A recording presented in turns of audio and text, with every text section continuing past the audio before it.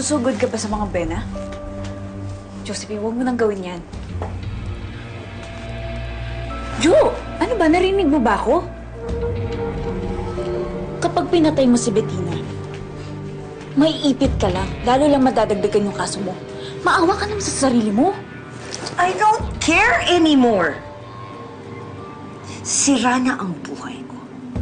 Sinira na ni Bettina. Kaya wala na akong pakialam. Sisirain ko rin buhay niya. Pati buhay ng pamilya niya.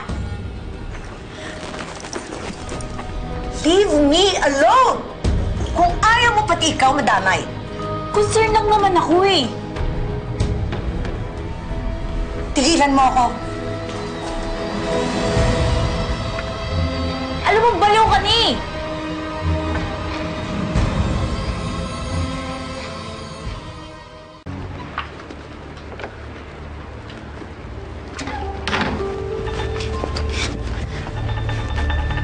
Kailangan ko ma-warning ng si Arthur.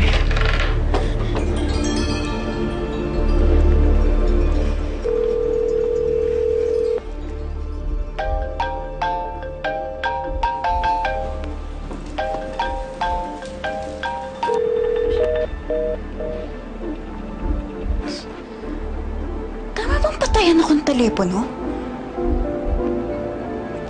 Bahala kayo. Bahala kayo kay Josephine.